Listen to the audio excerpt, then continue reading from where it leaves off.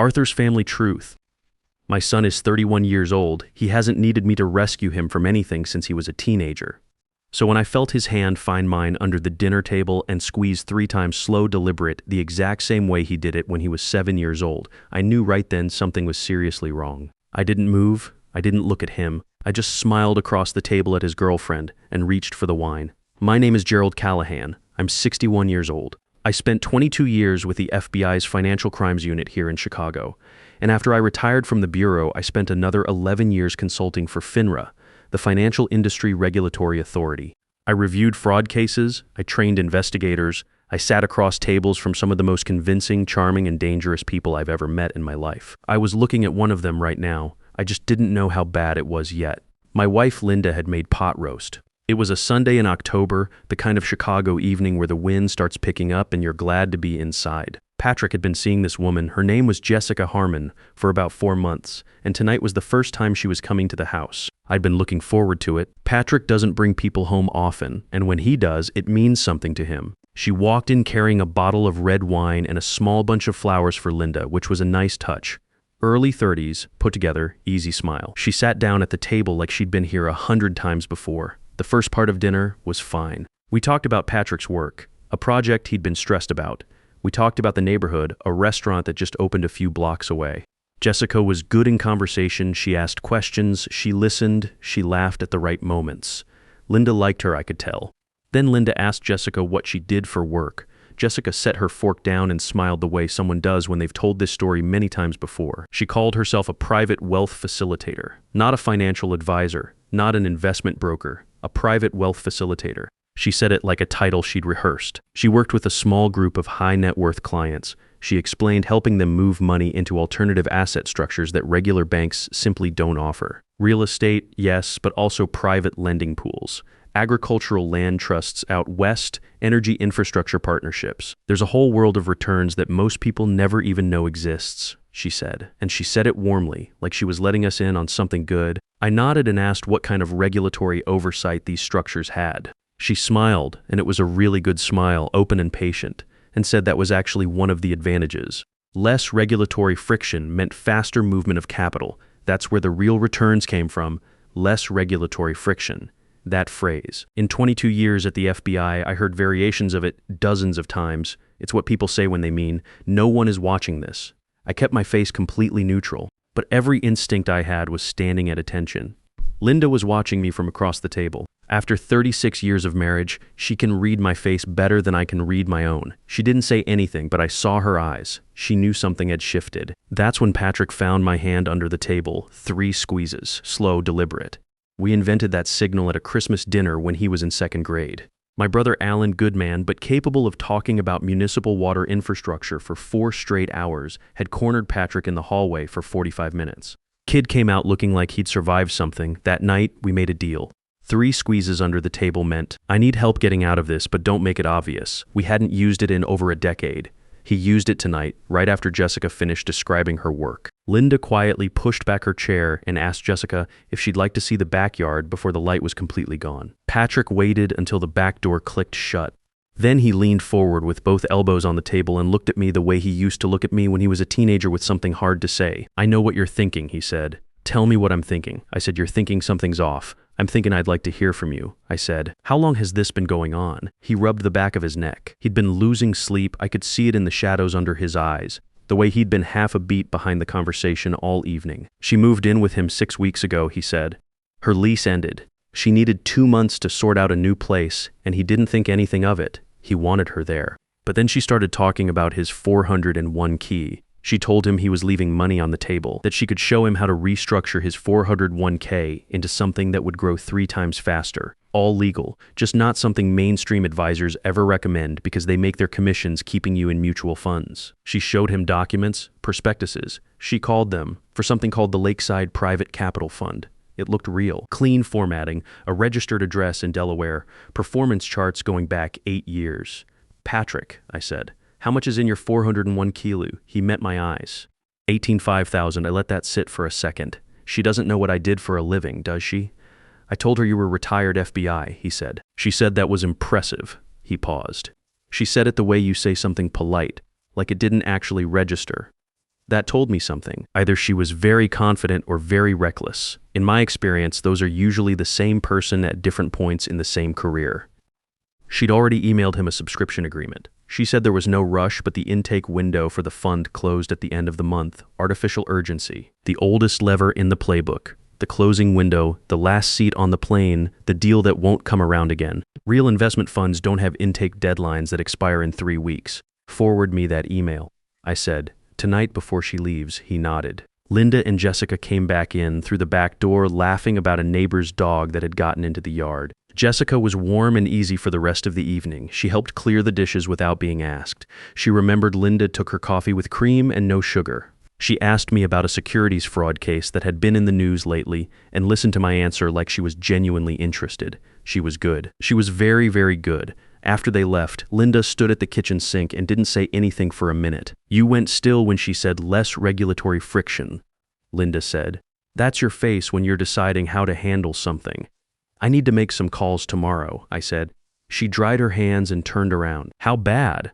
Patrick has $100 in a $401 and a girlfriend who moved in 6 weeks ago and is steering him toward an unregistered fund with a deadline at the end of the month.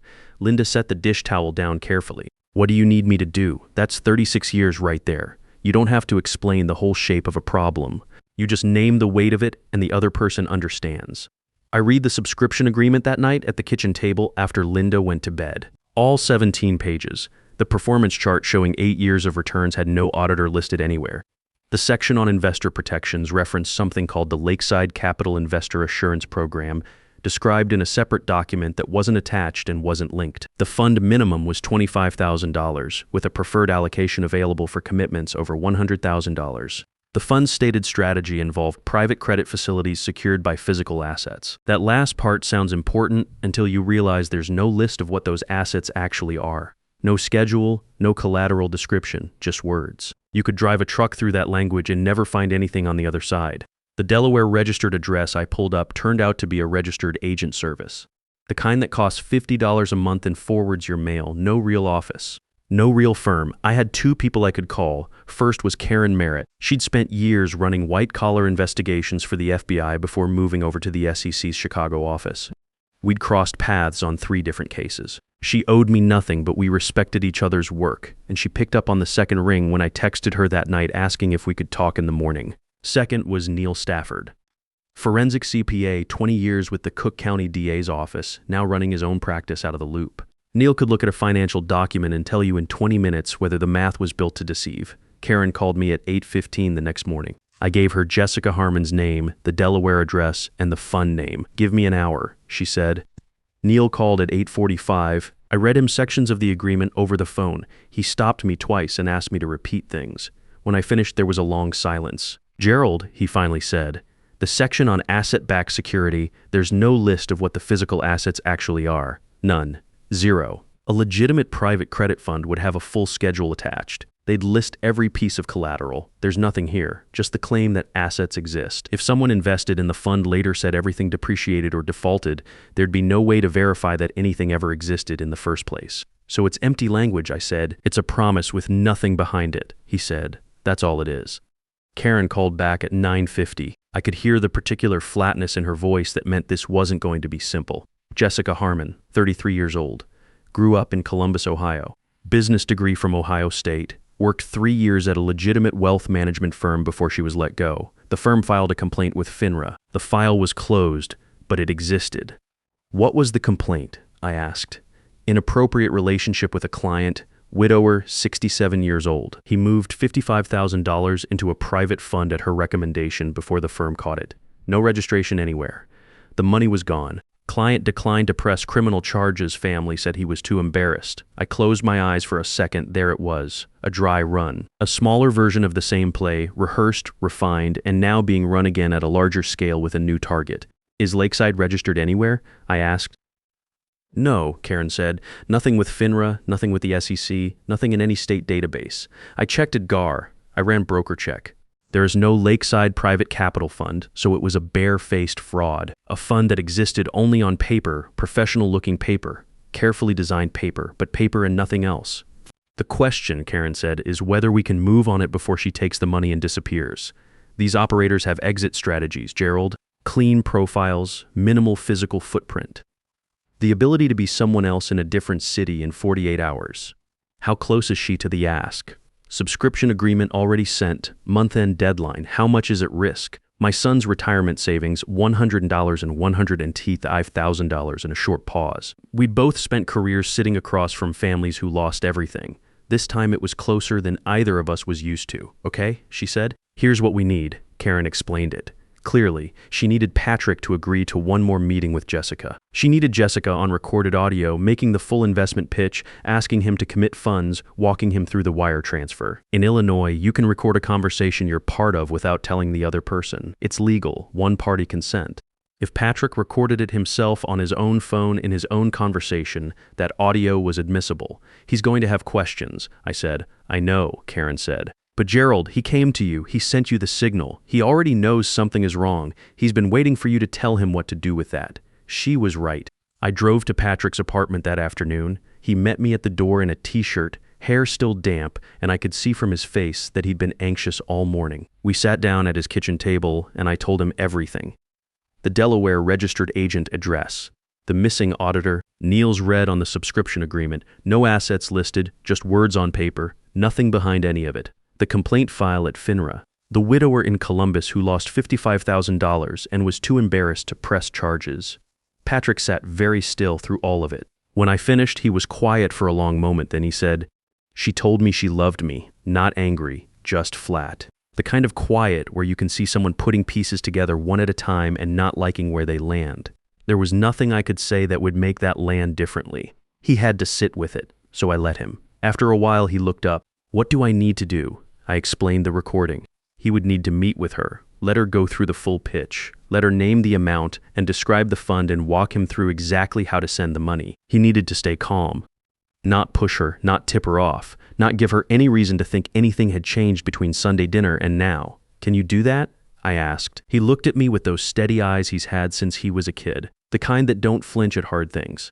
I spent 6 weeks trying to talk myself out of what I already knew. He said, "Yeah, Dad, I can sit across from her for an hour." He called her that evening, told her he'd been thinking seriously about the subscription agreement and wanted to sit down and go over a few questions before he committed. He said he didn't want to do it over text. He wanted to talk it through properly. She suggested coffee on Thursday afternoon. She was warm, unhurried, pleased. Everything calibrated to give him no reason to feel alarmed. Thursday morning, I drove back to his apartment. We sat at his kitchen table one more time, and I walked him through exactly what to do. Phone in his front shirt pocket, screen facing in, voice memo app running before he walked through the door. Let her talk. Don't rush her. If she goes quiet, let the silence sit, people fill silence. Ask clarifying questions in a neutral tone. Don't be confrontational. Don't be too eager either. Just be a man who's almost ready to say yes. "How are you feeling?" I asked before he left. He thought about it for a second. Angry but calm angry. The kind where you just want to get it done. That's exactly the right kind. I said, "Stay in that." He left, I drove home, and then there was nothing to do but wait. Linda made a pot of coffee, and we sat at the kitchen table together. We didn't talk much. She put the radio on low, some afternoon talk show. Neither of us really listening. I looked at my phone more than I should have. Linda refilled my cup without asking. Outside, the wind was picking up off the lake the way it does in October, rattling the back gate every few minutes. I've waited on a lot of things in my career. Surveillance, warrants, verdicts. You'd think after 22 years it gets easier. It doesn't, it just gets more familiar. You learn to sit with the discomfort instead of fighting it. You learn that doing nothing, when nothing is what's required, is its own kind of discipline. But this was my son. That's a different kind of waiting entirely. At 4:17, my phone buzzed on the table. Done, I have it all. Calling you in 10 minutes. Linda looked up. I showed her the screen. She let out a breath she'd been holding for hours.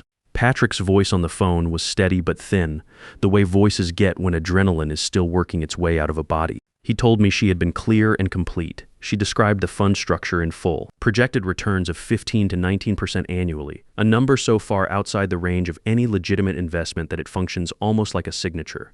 The intake deadline at month's end, the preferred allocation available to him if he committed over $100,000. And then the wire transfer details, a credit union in Nevada. She told him the fund managers preferred to work outside the big banks because of processing speed. She said my money would be working for me within 72 hours of the transfer. Patrick said, 72 hours. I knew exactly what that meant. By the time anyone figured out the fund didn't exist and the account had been emptied, 72 hours was more than enough time to move money through enough layers to make recovery close to impossible. She also said something else. Patrick added, she said the fund operated under a Regulation D exemption, that it was exempt from standard SEC oversight. She said that like it was a selling point. It is a selling point if you're the one running the fraud. Reg D exemptions are real, and legitimate private funds use them. But they're also one of the most commonly abused shelters in investment fraud, because most people hear SEC exemption and assume it means the SEC already looked at it and signed off. It means the opposite. It means no one is watching. I called Karen that evening and told her we had the recording. She asked Patrick to send the audio file to her securely, which he did within the hour. She listened to it overnight. Karen called me at 7:30 the next morning.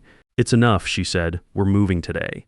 I didn't ask for the details of how it unfolded. That wasn't my role anymore, and it wasn't Patrick's. What I can tell you is that Jessica Harmon was arrested at Patrick's apartment on Friday morning before 800. I know because Patrick called me while it was happening. He was standing in the hallway outside his own front door in his socks, and he said very quietly, "They're inside, Dad. It's happening." "Good," I said. "Go put on your shoes, go outside, get some air." A short silence, then, "Okay, that was it. That was the whole conversation. Sometimes that's all there is to say." The federal investigation that followed took several months to fully unfold. What it revealed was that Jessica had run variations of the same scheme in 2 other states before Illinois.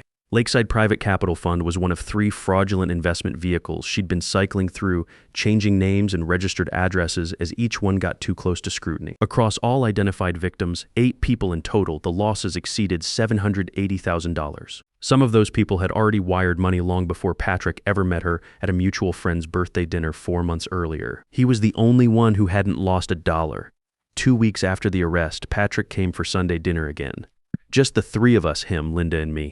Linda made pot roast, the same one she's been making since Patrick was in grade school, and we sat at the same table where 4 months of someone's careful, patient, calculated work had almost paid off. Patrick was quieter than usual through most of dinner, not the anxious, behind-the-beat quiet of that first Sunday with Jessica. A different kind, more settled. The kind that comes after something hard is finally finished. He helped Linda with the dishes after, the way he always does when it's just family. When she went upstairs to call her sister, he came and sat across from me at the kitchen table with his hands around his coffee mug. "I keep asking myself how I didn't see it sooner," he said. "You did see it," I said. "That's why you used the signal." He thought about that for a moment. I mean, earlier, before it got that far. I looked at my son, this person I'd watched grow from a 7-year-old who needed a secret hand squeeze to escape his uncle's infrastructure lecture, into a man who had sat calmly across from someone systematically working to destroy his financial future, and held himself together long enough to help bring her down. She was very good at what she did, I said. She'd done it before. She'd refined it. She knew exactly which levers to pull: affection, trust, the feeling that you're being let into something exclusive that other people don't have access to. That's not a failure of your judgment. That's her investing real skill and real time into getting past your defenses. He nodded slowly. "But here's what you should actually hold on to," I said. "The moment your gut told you something was wrong, you listened to it. You didn't talk yourself out of it completely. You reached out. That one thing made every other thing possible. Most people don't," I said. "That's the real tragedy in these cases. Most people feel it and convince themselves they're being paranoid. They don't want to look foolish. They don't want the relationship to be what it's turning out to be, so they wait. And while they're waiting, the window closes and the money moves and the person is gone." We sat quiet for a minute, listening to the sound of Linda talking on the phone upstairs and the rain starting against the kitchen window. "Is she going to prison?" he asked. "That's for the courts to decide," I said. "What I can tell you is the evidence is strong, the recording is clear, and 8 other people now have a real shot at some form of accountability because you didn't let her finish what she started." He was quiet for a moment. "Then, I'm glad I texted you, so am I said. "And Patrick, you came to me. Don't ever stop doing that," he smiled, small and real. Linda came back downstairs, the rain got heavier, and the 3 of us moved to the living room and watched an old game that none of us actually cared about. Linda fell asleep in the armchair with her feet tucked under her. Patrick and I didn't talk much. We didn't need to. Just an ordinary evening at home. After everything, that felt like exactly the right thing to be. I want to say a few things clearly, as someone who spent more than 30 years working financial crime. Fraud like this works not because victims are foolish, but because they're trusting. the most effective financial predators don't go looking for naive people. They look for people who are emotionally open, people who believe in connection, who want good things for themselves and the people they love. By the time the investment conversation starts, the victim is already inside a relationship that feels completely real, because in many ways it is real. The time, the warmth, the sense of being genuinely known by someone. The financial ask comes later, after the trust is already built, when walking away feels like losing something that matters. The red flags are often only obvious from the outside or in hindsight. But here's what to watch for. Any promised return consistently above 8 or 9% annually should make you stop and ask hard questions. 15 to 19%. Walk away. A fund with no verifiable registration. A business address that turns out to be a mail forwarding service. Urgency around a deadline. Any reluctance to let you bring in an independent attorney or financial advisor to review the documents before you sign anything.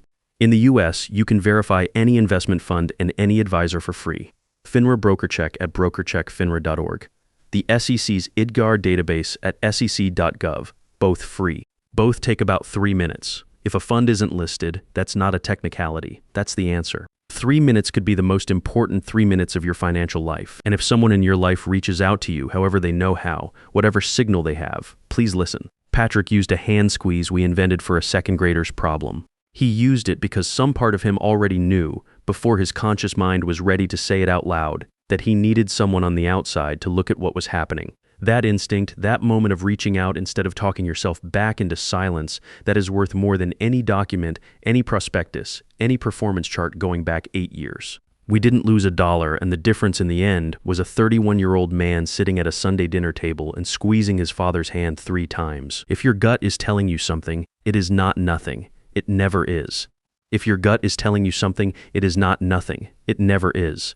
The signal Patrick sent me that night wasn't just a son asking his father for help. It was proof that 31 years of trust, built one honest conversation at a time, is the one thing no con artist can ever plan around. Build that kind of trust with the people you love before you ever need it.